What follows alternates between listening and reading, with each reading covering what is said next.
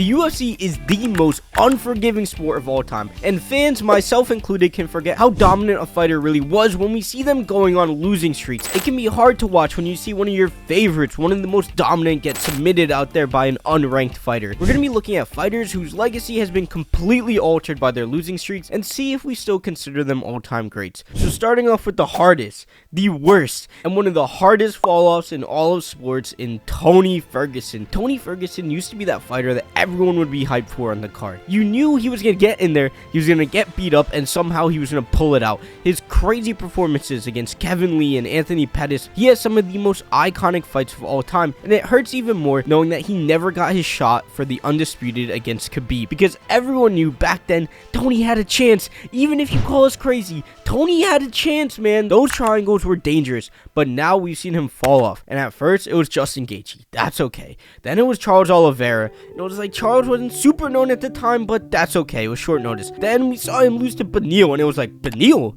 Like, Beneil was good at the time, but seeing Tony get sat on for 3 rounds was like, what? And he had that soulless look in his face. Then he got sent to a nutter stratosphere by Michael Chandler, which was even worse to see because Michael Chandler did 1,000 backflips after, as you see Tony so out of it. Then he went up to 170 and fought Nate, and you were like, Jesus Christ, he was originally booked against the Leech. What would have happened? And then he got submitted by Bobby Green.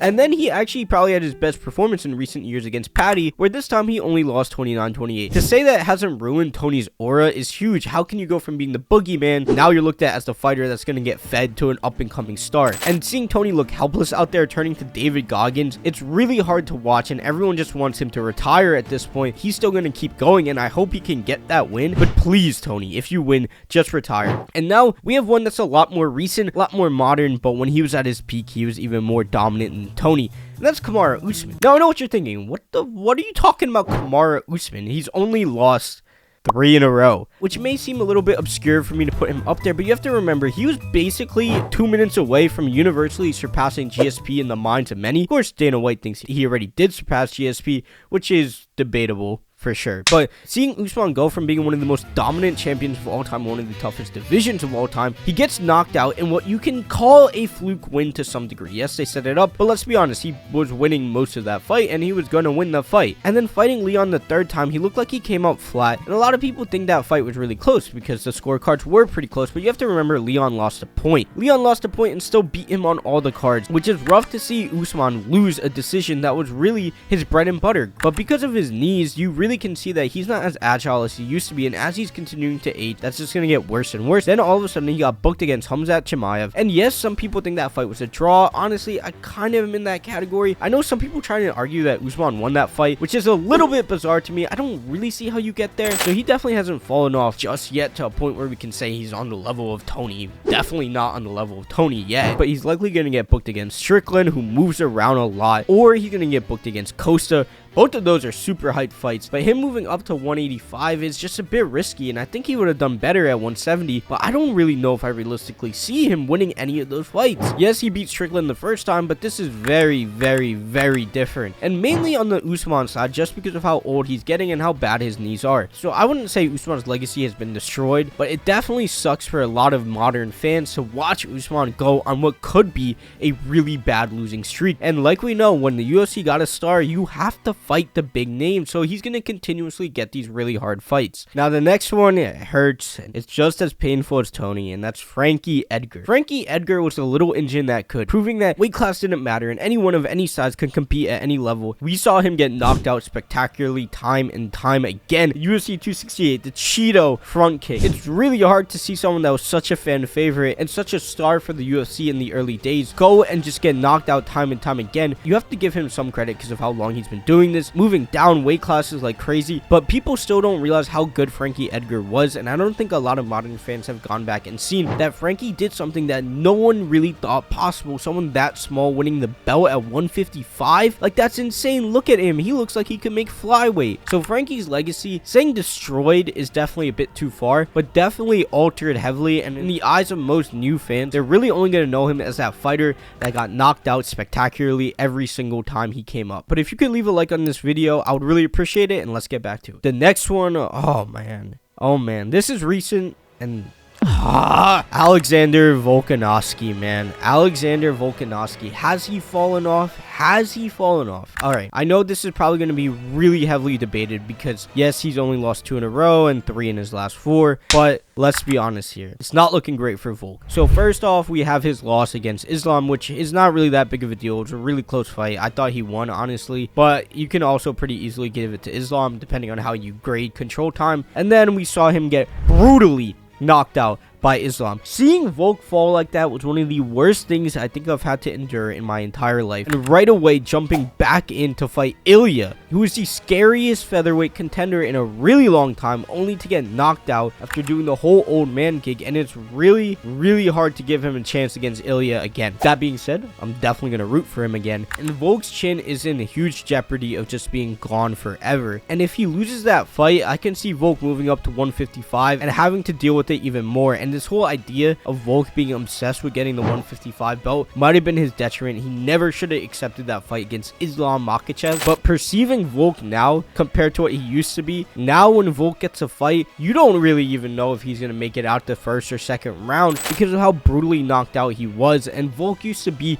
that go-to guy, the lock-in on your parlay. You knew Volk was going to go in there, do his thing, and beat whoever he was fighting's ass. And now Volk's just gonna be fighting killers and killers and killers and only getting older and older. So I definitely think his legacy has been altered because I think very, very quickly, once Ilya knocks Volk out a second time, he's only gonna need one title defense before people are starting to say he's the greatest featherweight of all time. It's gonna happen, especially when you beat the former featherweight GOAT twice. Volk's legacy is definitely going to be diminished, especially depending on how that rematch goes. But I'm praying he knocks him out. If Volk knocked out Ilya, oh my goodness. Oh my god. So next up, this is a weird one and probably one of the weirder ones on this whole list, and that's Francis Ngannou. His fall off was strange, and I honestly think it did start with his win over Cyril Gane. Even though he won, he basically had to wrestle Cyril to get there, and you were like, if Cyril had a single lesson on wrestling, he probably would have won that fight. And seeing Francis then go over to boxing where he beat Tyson Fury. He beat Tyson Fury, make no mistake. But then seeing what happened against Anthony Joshua, when you're a knockout artist, a lot of your legacy is dependent on that. And yes, Tyson got knocked out too, but Ngannou did not have the legacy that Mike Tyson had. Francis Ngannou getting absolutely flatlined by Anthony Joshua, looking like a complete fool. Let's be honest here, Francis does not have the same aura as he used to. Seeing him get knocked down that many times was insane, and I cannot believe that it was that one-sided. But yeah, I would definitely say Ngannou's legacy just as a combat star has been altered pretty heavily by those losses. I wonder how he's going to look going back into MMA, but he's taking so much time off in between every fight that his age is definitely going to start adding up. That being said, at the higher weight classes, it's not as big of a deal. Still, nonetheless, the older you get, the more likely you are to get knocked out. And if you just got brutally knocked out by Anthony Joshua, when you go back in there with 4-ounce gloves, it's definitely going to alter your mind to some degree. Now, I know I said Ngannou was the weirdest one, but this one is also pretty strange, and that's Max Holloway. This is mainly being based off how high Max was. The whole landscape of his legacy is completely different because of how he lost to Volk. If you look at Holloway's resume versus Volk's resume, you can easily see that they're pretty comparable, and Max has basically fought the same level of competition as Volk, removing Islam. When you think about that and how it affected his legacy, if he had the belt, he would be so far ahead as the featherweight GOAT, it wouldn't even be funny, but he just can't get past Volk, which makes it really hard to grade Max because people only put weight on title defenses. And it's one of the most frustrating things about being a UFC fan is that people seem to act like Max's wins that aren't title defenses just don't count for anything. These are still 5-round fights. Max is still styling on people time and time again, and I think if he didn't have that super brutal loss to Volk in their third fight, you would even see people still make the discussion that Max is the featherweight GOAT. But unfortunately, getting 50-45, it's really hard to perceive Max in that way, and his legacy has definitely been altered the most out of all of the second best fighters in the division, meaning Robert Whittaker and Colby Covington. He definitely got the most taken away from him, in my opinion. So moving on to one of the most iconic and also one of the saddest and also one of the most famous fall-offs in Anderson Silva. Anderson Silva is up there with Jon Jones as the GOAT of the UFC. Just GOAT.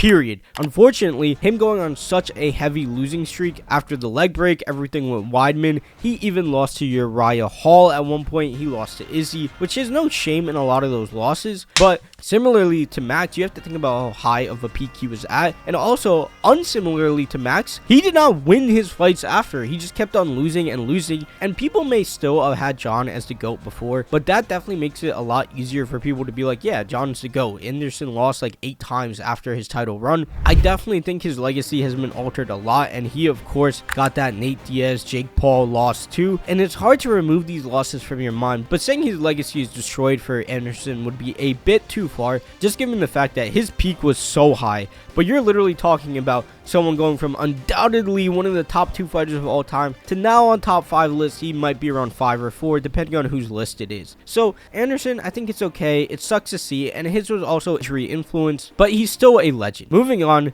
to one of the more modern examples in Petr Yan, and I'm so happy Petr got that win. Oh my god, it was so close, and I was really banking on it, but Petr pulled it out, and Petr was looked at as the Terminator. For example, my friends that casually watch UFC, they all look at Petr as just an absolute killer, and seeing him get ragdolled by Marab, a stolen decision against O'Malley in the eyes of many, a really close decision against Aljo, it was really looking like, is Petr ever gonna get another win? Is this just a fall off of fall offs? And knowing how many injuries he got in the Song Yadong fight and so far on is pretty badass, especially because he won. But if he lost, we would have been like, what are you doing? But one knee definitely changed his whole career, and I thought after watching him fight Aljo, I remember it was round 2, and I was like, this guy is gonna be the bantamweight GOAT. And I don't think that's a crazy statement. I think a lot of people thought that Petr had the chance of being the bantamweight GOAT after that. Now, I don't even think, if you're a modern UFC fan, you may even know how dominant Petr was and how much of a killer Terminator he is. He styled on Corey for the most part. Badass fight, but he was definitely controlling that fight for the most part. And seeing him go from that to losing all of these decisions to close fighters, his legacy has definitely been altered a good bit because of his losses, but he at least has the chance of redemption, unlike a lot of the other fighters I've listed. Now, the next one is the one I'm the most unsure about, and I'm gonna need to sell you on this one a bit, and it's Stipe. So